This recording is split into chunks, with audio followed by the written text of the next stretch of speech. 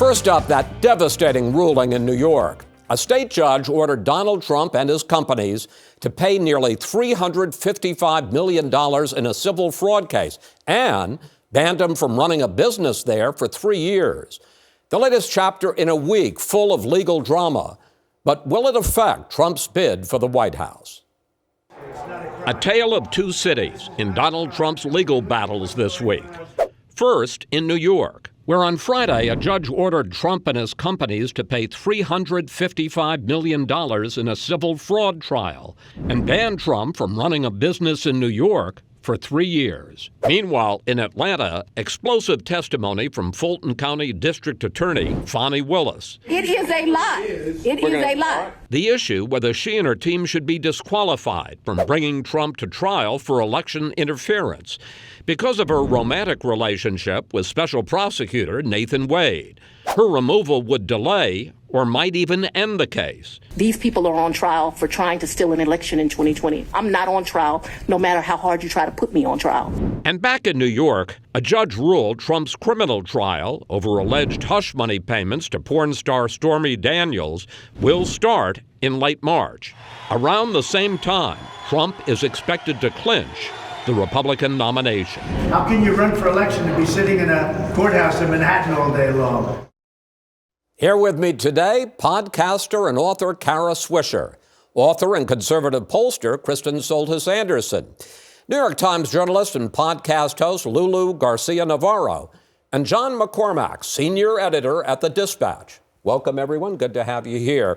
Lulu, it's a lot of money, but how damaging is this judgment in the civil case? $355 million penalty, a ban on doing business for 3 years in New York for Donald Trump. How damaging is that to him personally and politically? I mean, I think let's start with the personal. It's hugely damaging. If you think about Donald Trump, you think about how he's branded himself, how he puts his name on all his buildings, how he has always tried to use his personal fortune to push his own political brand. And so this really hits to the heart of that. And we've heard people that are close to him, like Michael Cohen and others, talk about how this was really the most painful case for him because it really goes to who he is and how he brands himself in the world. And politically, I think also it's damaging. I mean, at the end of the day, what they're saying is that he can't run a company. How can you say that you can't run a company and then ask someone to run the country? Well, of course, it's a New York judge who's saying he can't run a company. Kristen, it's a civil case, not a criminal case. He's got 4 of those, but no jail time with this ruling. But it is, as I said, a whale of a lot of money. So how damaging personally and politically? So politically, I think it's unlikely to actually be that damaging. And part of why is that had this ruling come down, say, 8 years ago, in the midst of that 2016 Republican primary, it really would have undercut his message that he's a winner and he's great at business. But that is so baked into the views, especially the views that Republican voters have of him, that this is not going to change anything about the Republican primary. And it frankly probably won't change a lot about the general election. But personally, because it is so much money, he has already been bleeding entities like the RNC dry to try to pay for his legal bills. And so the fact that this number is so large, and you add this on top of the, $100 million that he now has to pay because of the defamation suit, I mean, this is huge sums of money for someone who, it turns out, may not actually have the huge sums of money he claims. You have to pay those lawyers at some point. They grabbed him by his wallet. That's what they did here in this case. And that's a very sensitive spot for Donald Trump? It is. Someone said that once. It stuck in my head. This is what's important here is whether he has the money. And he has. I interviewed Robbie Kaplan this morning, who won that $83.3 million. She was the lawyer for Eugene Carroll. And she was noting the money is where it hurts him. That's really where it hurt. When it was this large number versus $5 million in the previous lawsuit that she won, it really hurt him. And in this case, she's not entirely clear if he has the money to pay any of it, because when he put the bond up for the last case, he paid cash of his own money. He did not get a bond, which you can also do, because what I seem to understand is he can't get a bond from people who do that. I want to ask you, Kara, about, normally that would be enough news on Donald Trump for the week. It's only one of the stories. Correct, yeah. We also have that spectacle in Georgia, the hearing of Fani Willis, the Fulton County prosecutor, and whether she should be removed from the Georgia interference case because of a conflict of interest, because of a romantic relationship with her lead prosecutor, Nathan Wade. Smoke or fire? Smoky smoke. Smoky smoke. I don't think it has anything to do with this. Of course, they're going to try this. I see why you would in a trial like this. I think she's right. She's not on trial, but she's on trial a little bit. People are paying attention to her. I think the judge will not take her off the trial. Watching it, though, I changed my mind. I said previously that what I believed was that, this was a terrible lapse of judgment, which is true. But I will say, watching her, she was convincing to me, and I think she did a lot to kind of change the narrative. To what? To what? That she is not on trial. It was sordid. The way that they were going after her felt icky to me. I felt that she actually her response was not very lawyerly.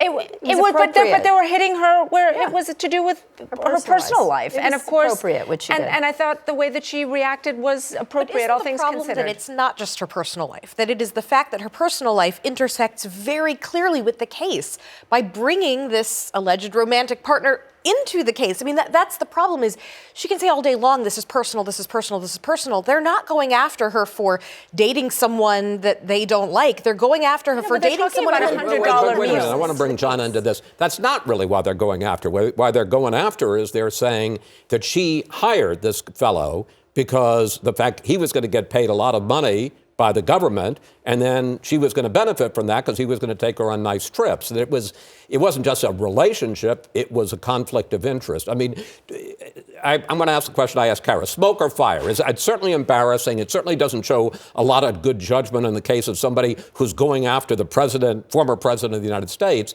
but is it going to get her thrown off the case? I think so. I think the facts are bad. I think, essentially she's been accused of hiring her boyfriend to enrich herself with taxpayer money. The allegations that came out, there was testimony that this relationship began back in 2019. She asserts that this didn't happen in 2019, that they became romantically involved after the fact. That would help save her in this case if she can prove that. But she wasn't able to do that. Furthermore, she said, well, I reimbursed him with cash payments. There were no ATM receipts. I think that it just looks really bad. And, she hired someone without a lot of relevant experience on a hugely consequential case. I just think this is a mess all around. Is he wrong? He's not wrong that it's a mess all around.